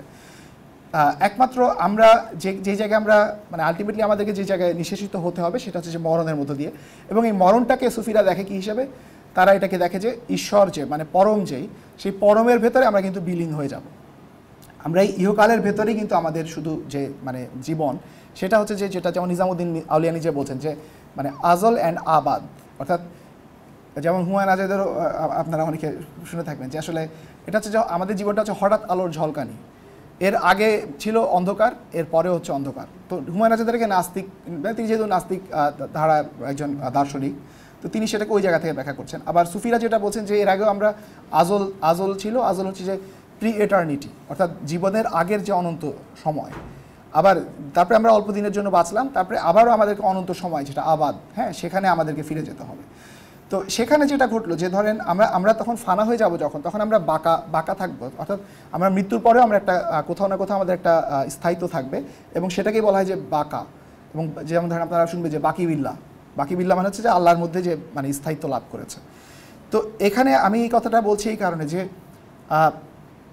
এই যে ধরেন উজির পুত্র, সে যে ধরেন রাজকন্যার প্রতি তার যে কামনা, এবং আলটিমেটলি রাজকন্যা যখন মারা গেছে সেই মৃতদেহের প্রতিও সে যে তার কামনা চরিতার্থ করার চেষ্টা করছে, এই কাহিনীটা আসলে কেন একটা সুফি স্টোরির ভিতরে আসতেছে। এখানে এসেনশিয়াল যে জায়গাটা সেটা হলো যে কোনো মানুষের প্রতি আপনার যে প্রেম বা কামনা, সেটা এসেনশিয়ালি একটা মৃতদেহের প্রতি কামনা মতোই। এটা হচ্ছে যে ধরেন সুফি যে চিন্তা, অর্থাৎ essentially any love is by any desire towards a human being can be in a certain sense necrophilic, হ্যাঁ, কেন, কারণ সে নিজেও ধরেন মারা যাবে এবং আপনিও কিন্তু মারা যাবেন। এবং ধরেন আমরা যদি ধরেন একালে যারা সাইকোঅ্যানালিসিস নিয়ে যারা কথা বলেন, যে বেসিক্যালি যেমন জাক লাকার একটা কথা আছে যে না, there is no sexual relationship, বা দেয়ার ইজ নো মানে essentially there is no relationship between two subjects who desire each other. একজন মানে আপনি নিজে যখন কাউকে ডিজায়ার করতেছেন, সেটার ভিতরে আপনার যে ফ্যান্টাসি এবং আপনার যে সকল সিগনিফায়ারের ভিতর দিয়ে আপনার ফ্যান্টাসিটা পরিগঠিত হচ্ছে, সেটা একরকম। আবার সে আপনাকে যেভাবে কামনা করতেছে বা সে আপনাকে যেভাবে ডিজায়ার করতেছে, সেটাও কিন্তু সে তার নিজস্ব ফ্যান্টাসি যে স্ট্রাকচার, তার যে ইমাজিনারি এবং তার যে সিম্বলিকের সঙ্গে তার যে সম্পর্ক, সেটার ভিতর দিয়ে সে আপনাকে ডিজায়ার করতেছে। এবং আসলে এই দুজনের ভিতরে কখনোই কোনো সংযোগ ঘটতেছে না, বরং দুজন শুধুমাত্র তাদের যে ফ্যান্টাসি, সেই ফ্যান্টাসিটাকেই তারা চরিতার্থ করার চেষ্টা করতেছে, এবং সেটা আসলে it doesn't ultimately work out. হ্যাঁ, এটা হচ্ছে যে সাইকোঅ্যানালিস্টদের যে আলাপ। এটা তো সঙ্গে ধরেন আমরা যে সুফিদের যে কথাটা বলছিলাম, সেটা ঠিক এই জায়গাটাই, যে ধরেন মানে সেটার সাথে কিছু সাযুজ্য আছে। There are certain ways of rhyming between this two paradigms. হ্যাঁ, একটা হচ্ছে সুফি আর একটা হচ্ছে মানে এই যে সাইকোঅ্যানালিসিসের জায়গাটা, সেটা হচ্ছে যে মানে essentially if you desire someone, সেটা is like desiring a dead person বা একটা কর্পসকে ডিজায়ার করা, সেরকমই। এবং ultimately the only valid desire that you can have, বা যেই আলটিমেটলি একটাই বাসনা আপনি পেতে পারেন যেটা কিনা স্থায়িত্ব দিতে পারে আপনাকে, সেটা হচ্ছে যে আল্লাহর প্রতি আপনার যে বাসনা। হ্যাঁ, যেটাকে সুফিদের যে মুরিদের যে ধারণা, মুরিদ বলতে কি বোঝাচ্ছে, মুরিদ বলতে যারা হচ্ছে এরাদা বলতে বোঝায় যে উইলিংনেস বা ডিজায়ার। হ্যাঁ, ধরেন আগে যেমন উইলের কথা বলতো, ধরেন নিচ্ছে বা শোপেনহাওয়ার যখন লিখতেছে তারা লিখতো যে উইল, আর যখন ফ্রয়েড বা জাক লাকা যখন লিখতেছে তারা বলতেছে ডিজায়ার। ঠিক আছে, তো ডিজায়ার বিষয়টাকে, অর্থাৎ সুফিবাদের যে একদম মৌলিক যে মানে প্রাণ কেন্দ্রেই আছে এই যে ডিজায়ার বা ইরাদার যে ধারণা, এবং এই ইরাদাটা আলটিমেটলি কিন্তু আপনার ঈশ্বরের প্রতি থাকবে, বা মানে আল্লাহ সান্নিধ্য লাভ। হ্যাঁ, ফানা এবং বাঁকা, সেটাই হচ্ছে আপনার আলটিমেট ডিজায়ারের জায়গা। এবং এই যে ডিজায়ারের জায়গাটা, এই ডিজায়ারটা কিন্তু আপনাকে একজনের মধ্যস্থতায় ঘটতেছে, সে হচ্ছে যে আপনার পীর বা গুরু। হ্যাঁ, এটা হচ্ছে যে মানে সুফিবাদের যে প্যারাডাইম। এবং আমি এটার সাথে আরেকটা উদাহরণ দিই, যে ধরেন যে নিজামুদ্দিন আউলিয়া যে বচনামৃত, সেটার ভিতরে তিনি বলছেন যে আসলে পীরের সঙ্গে মুরিদের সম্পর্কটা কি। মুরিদ হচ্ছে যে ডিজায়ার করছে, ডিজায়ারিং সাবজেক্ট, আর পীর হচ্ছে যে সেই ডিজায়ারিং সাবজেক্টকে যে কিনা নার্চার করে, সে যেন তার ডিজায়ারটাকে তার গোলের কাছে পেতে পারে। এটা কিভাবে ঘটে, তো তিনি দুইটা উদাহরণ দিয়েছেন। একটা হচ্ছে যে তিনি বলছেন যে পীর হচ্ছে যে মুরিদের বিউটিশিয়ান বা কসমেটিশিয়ান। সো বেসিক্যালি ধরেন সেক্ষেত্রে খানকাটা is like a beauty parlour. সেখানে যেটা করে যে মুরিদ সেখানে যায় এবং পীর করেন কি, পীর তাকে সাজান, ধরেন কোণে সাজানোর মতো, বা যে মানে যেটা ব্রাইডাল মেকওভার, সেটা কীরকম যে বেসিক্যালি মুরিদ তো আলটিমেটলি যাবে ধরেন ঈশ্বরের কাছেই তার মানে আলটিমেট গোল, হ্যাঁ, ঈশ্বরকেই সে কামনা করে বা ঈশ্বরকেই সে চায়, ঈশ্বরের সান্নিধ্যই সে চায়, সেটা শরীয়ত হোক, তরিকত হোক, মারিফত হোক, যেটাই হোক। পীরের কাজ হচ্ছে এসেনশিয়ালি তাকে সেই জায়গার জন্য প্রস্তুত করা, হ্যাঁ। আবার সেকেন্ড আরেকটা মেটাফর হচ্ছে যে নিজামুদ্দিন আউলিয়ার উদাহরণ আমরা পাই, সেটা হচ্ছে কি, সেটা হলো যে ধরেন তিনি বলছেন যে পীর হলো যে লাশকে যখন ধোয়ানো হয়, লাশকে ধরেন গোসল করানো হয় কবর দেওয়ার আগে, সেই ধোয়াচ্ছে যে সে হচ্ছে যে পীর, আর যাকে ধোয়াচ্ছে, যার লাশটাকে ধোয়াচ্ছে সে হচ্ছে যে মুরিদ। সো এটাও কিন্তু মানে অর্থাৎ মৃত্যুর জন্য তাকে প্রস্তুত করা, সেটা এখানে বোঝানো হচ্ছে। অর্থাৎ এসেনশিয়ালি দুটা মেটাফরই একই, যেটা আমি বললাম যে to prepare the desiring subject for its union with its desired object which is God, হ্যাঁ। এই উদাহরণটাকেই কিন্তু উজির পুত্র এবং ধরেন রাজকন্যা, তার যে ধরেন এই যে একটা খুবই ট্রান্সগ্রেসিভ, খুবই একটা নাপাকিকরণ বা একটা প্রোফেইন একটা স্টোরি, সেই স্টোরির ভেতর দিয়ে কিন্তু এসেনশিয়ালি যেটা বোঝানো হচ্ছে সেটা হচ্ছে এনি লাভ, এনি আর্থলি লাভ, বা যে কোনো জাগতিক যে প্রেম বা জাগতিক যে বাসনা, সেটা স্বর্ণের প্রতি হোক বা কোনো মানুষের প্রতি হোক, সেটা এসেনশিয়ালি একটা ধরনের নেক্রোফিলিক, একটা ট্রান্সগ্রেসিভ ডিজায়ার। এবং ultimately the only desire that is valid সেটা হচ্ছে যে ধরেন পরমের প্রতি যে ডিজায়ার। এখানে আমি জাস্ট একটা ছোট উদাহরণ দিই, যে যেমন দীনেশচন্দ্র যেরকম দেখানোর চেষ্টা করেছেন যে ভারতীয় যে মিথোলজি, সেটার সঙ্গে আসলে এই সুফি যে ধরেন কিংবদন্তি বা লোককথা, সেটা সম্পর্কটা যেমন দেখানোর চেষ্টা করছেন, আমি ওখানে একটা এরকম ছোটোখাটো চেষ্টা করলাম যে বেসিক্যালি ধরেন আপনারা যদি দেখেন যে বৈদিক এবং পৌরাণিক যে হিন্দু যে ইতিহাস, সেখানে মরণ কেন্দ্রিক যে চিন্তা এবং পরম কেন্দ্রিক যে চিন্তা, সেটার কী ধরনের প্র্যাকটিক্যাল ধরেন প্র্যাকসিস ছিল, সেটা এক ধরনের। আবার যখন এই সুফি চিশতিয়া ধারা বা সুফি ধারা এবং ইসলামের যে আবির্ভাব ঘটলো, তো ধরেন এখন তো ধরেন ইসলামোফোবিয়া বা ধরেন ভারতে এখন ধরেন ইসলামোফোবিয়া এক ধরনের মানে একটা অংশের মধ্যে ধরেন সংঘ বা বিজেপি, তাদের চিন্তার ভিতরে এক ধরনের ইসলামোফোবিয়া হয়তো দেখা যায়। তো সেখানে ধরেন তারা অনেক সময় বলে থাকে যে আসলে মানে মুসলমান সভ্যতার ভারতে আসার পরে তাদের যে নিদর্শনগুলো আমরা পাচ্ছি, এসেনশিয়ালি এগুলো হচ্ছে কবর, যে বেসিক্যালি তারা ভারতের সমগ্র অঞ্চল জুড়ে তারা কতগুলো কবর রেখেছে, ধরেন তাজমহল বলেন বা নিজামুদ্দিন আউলিয়া বা অন্যদের যে মাজারগুলো, অর্থাৎ মুসলমান সভ্যতার কেন্দ্রগুলো হচ্ছে যে মূলত কবর এবং মসজিদ হয়তো কিছু পরিমাণ। তো এটা তাদের ধরেন এক ধরনের বিদ্বেষমূলক, তাদের এক ধরনের বয়ান। কিন্তু আমার এখানে যেটা অবজারভেশন সেটা হলো যে যখন মানে মূলত এখানে ব্যাপারটা কী ঘটছে, যখন মানে ইসলাম আসতেছে এখানে, তখন ক্রিশ্চিয়ানিটিও আসতে পারতো হয়তো সেই সময়, কিন্তু ক্রিশ্চিয়ানিটি আসে নাই ভৌগোলিক বন্ধ কারণে। ইসলাম যখন আসছে তখন এই উপমহাদেশে মরণ কেন্দ্রিক, আমি যেমন সুফিদের মরণ কেন্দ্রিক এবং পরম কেন্দ্রিক চিন্তার একটা মানে তাদের ধারণাটাকে আমি একটা স্পষ্ট করার চেষ্টা করলাম। ইতিহাসের জায়গায় দেখতে পাবো যে ইসলাম আসার পরে এখানে মরণ কেন্দ্রিক যে রিচুয়ালগুলা, অর্থাৎ ফিউনারারি রিচুয়ালস, সেটা কিন্তু চেঞ্জ হলো এবং ধরেন তারা মাজার প্রতিষ্ঠা হলো। ধরেন আজমিরে হয়তো খাজা মঈনুদ্দিনের যে মাজার, সেটা হচ্ছে যে একটা আদি মাজার, তারও অনেক আগে ধরেন দাতাগঞ্জে বক্সের মাজার লাহোরে প্রতিষ্ঠিত হয়, সেটা আরও 200 বছরের মতো আগে। তো এই যে মানে মাজার প্রতিষ্ঠিত হচ্ছে এবং সেই মাজারকে কেন্দ্র করে মানুষের যে ধরেন বিভিন্ন ধরনের চর্চা শুরু হচ্ছে, এবং সেই চর্চাটা শুধু স্পিরিচুয়াল চর্চা না, যেমন ধরেন হিন্দু সমাজে যে ধরেন এর আগে যেগুলো ছিল, যেমন তপবন আশ্রম, হ্যাঁ, এগুলো ছিল, যে ব্রাহ্মণ যে সাধক যারা, তাদের এই তপবন আশ্রম ইত্যাদি ছিল, সেগুলোর এক ধরনের রোল ছিল, যেমন যারা তাদের শিষ্য হতো, শিষ্যদেরকে তারা শিক্ষিত করতো, তাদেরকে মানে তারা স্নাতক হিসেবে তার পাশ করে বের হয়ে আসতো, সেটা এক ধরনের চর্চা ছিল। কিন্তু সেটার কিন্তু এমন কিছু ফাংশন ছিল না যেটা কিনা সুফিদের যে দরগা বা মাজার, সেটার মধ্য দিয়ে সেটা শুরু হয়। যেমন ধরেন যে রিডিস্ট্রিবিউশন, এই সুফিদের মানে একটা ফান্ডামেন্টাল পলিটিক্যাল ইকোনমিক একটা রোল ছিল, যে redistributing resources from those who have to those who have not, ঠিক আছে। এটা কখনোই মানে ঠিক আশ্রম যেটা প্রাচীন যে তপবন, সেখানে এই ফাংশনটা সম্ভব ছিল না বর্ণ আশ্রমের কারণে।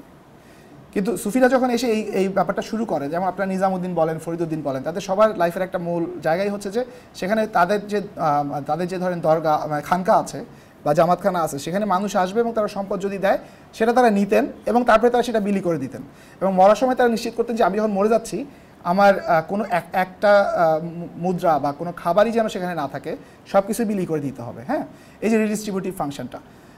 পাশাপাশি ধরেন এর বাইরেও মাজারের আরও অনেক ফাংশন আছে, যেমন ধরেন যে সঙ্গীত, মানুষের যে আধ্যাত্মিক যে ধরেন চর্চা ইত্যাদি অনেক কিছু ধরেন মাজারকে কেন্দ্র করে প্রথমবারের মতো, অর্থাৎ মরণকে কেন্দ্র করে, মৃত্যুকে কেন্দ্র করে নতুন এক ধরনের যে চিন্তা, নতুন এক ধরনের চর্চা, সেটা আমরা দেখতে পাচ্ছি। আপনারা উরসের কথাটা তো জানেন। উরস এসেন্সিয়ালি মিনস যে ম্যারেজ বা ওয়েডিং, অর্থাৎ কেউ যখন মারা যায় সে ঈশ্বরের সঙ্গে তার একটা ওয়েডিং হয়, যে সেইন্ট যে তার সঙ্গে, হ্যাঁ। তো এই কারণে উরসটাকে প্রতি বছর সেলিব্রেট করা হয়। এসেন্সিয়ালি এটা হচ্ছে যে আপনার ম্যারেজ অ্যানিভার্সারি সেলিব্রেট করা, ঠিক আছে। তো আমি যেটা বলতে চাচ্ছি সেটা হচ্ছে যে এই যে মরণ এবং পরম কেন্দ্রিক যে আপনার চর্চাটা, এটা ভারতীয় সমাজে বা হিন্দু সমাজের মধ্যেও এটার কিন্তু কিছু অনুরণন পরবর্তীতে আমরা দেখতে পাবো। ধরেন বাংলায় যে সবচেয়ে সিগনিফিকেন্ট যে দুইটা ধরেন স্পিরিচুয়াল যে সিলসিলা আছে হিন্দুদের মধ্যে, একটা হচ্ছে ধরেন বৈষ্ণব, যে গৌড়ীয় বৈষ্ণব, যেটা চণ্ডীদাসের পরে মূলত শ্রীচৈতন্যের হাত ধরে সেটার বিকাশটা প্রবলভাবে ঘটে। আরেকটা হচ্ছে যে নাথ যোগী, যারা এই নাথ যোগীরা এখন যেমন ধরেন উত্তর ভারতে যোগী আদিত্যনাথ বলে একজন ধরেন মুখ্যমন্ত্রী আছেন, যিনি বিজেপির খুবই একটা হার্ড লাইনার। কিন্তু আদি যুগে যখন ধরেন বাংলায় যখন একাদশ দ্বাদশ শতাব্দী বা তারপরে আমরা যে ধরেন অনেক কাহিনী পাই আর কি নাথ যোগীদেরকে নিয়ে, এই দুটো হচ্ছে যে বাংলায় খুব গুরুত্বপূর্ণ দুটা ধরেন স্পিরিচুয়াল দুটা সম্প্রদায়, এবং এদের সঙ্গে মুসলমানদের বা সুফিদের বা বাংলার যে মুসলমান যে লেখক কবি যারা ছিলেন তাদের কিন্তু খুব গভীর আদান প্রদানের সম্পর্ক ছিল এবং ইন্টারাকশনের সম্পর্ক ছিল। ইনফ্যাক্ট ধরেন ফরিদুদ্দিন গাঞ্জেশকর বা নিজামুদ্দিন আউলিয়া তারা নিজেরাই কিন্তু এই যোগীদের সঙ্গে সবসময় আলাপের মধ্যে থাকতেন, এবং সেটার অনেক স্টোরি আছে, সেই স্টোরিতে আমরা যাব না। তো এই দুটা সম্প্রদায়ের ভেতরে কিন্তু আমরা দেখতে পাই যে কবরস্থ করার একটা ধরেন নজির আমরা দেখতে পাই। অর্থাৎ বৈষ্ণব যে সমাজ তাদের মধ্যে এই প্র্যাকটিসটা তৈরি হলো যে যে মারা যাচ্ছে তাকে দাহ না করে তাকে আমি কি করব, তাকে আমি ভূগর্ভে আমি তাকে দাফন কাফন করে দিব। এবং করার পরে শুধু সেখানেই শেষ নয়, সুফিরা যেরকম ধরেন দরগা প্রতিষ্ঠা করতো এবং সেই দরগা বা মাজার, সেই মাজারকে কেন্দ্র করেই কিন্তু তাদের সমাজটাকে তারা গঠিত করতো, হ্যাঁ। আবার বৈষ্ণব সমাজে আমরা দেখতে পাচ্ছি যে আখড়ার যে উদয় ঘটছে, যে বিভিন্ন আখড়াগুলো একটা বিশেষ কোনো একজন সাধুর কবরকে কেন্দ্র করে তারা একটা আখড়া করে তুলছে এবং সেখানে চর্চা হচ্ছে।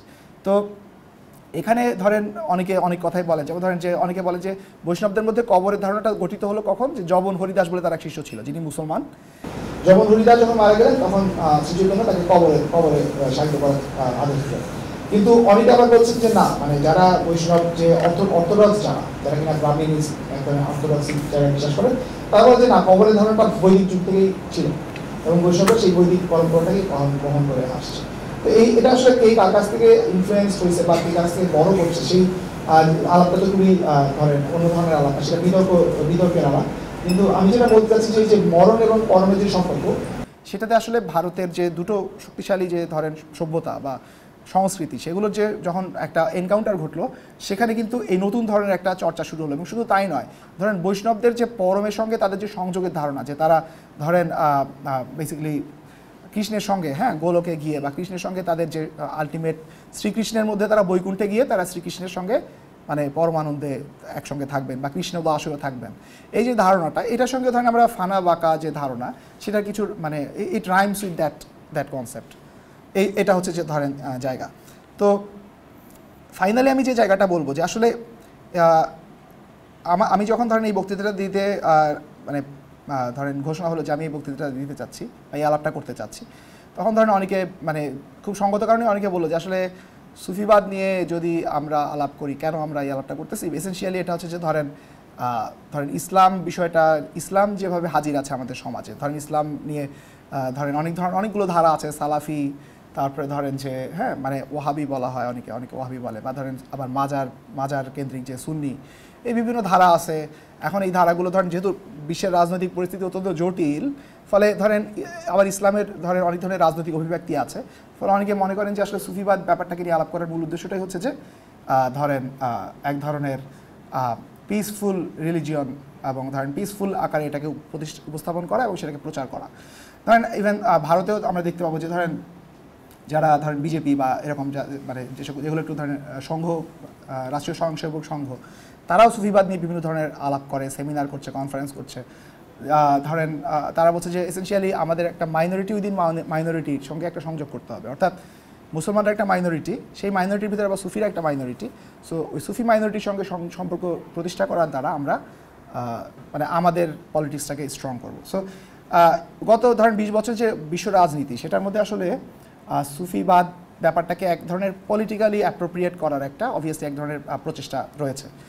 তো আমার প্রশ্ন হলো যে এই জায়গাটা আসলে আমরা কিভাবে বিবেচনা করব সেটা আমার মনে হয় that is the last question that I want to just share with you.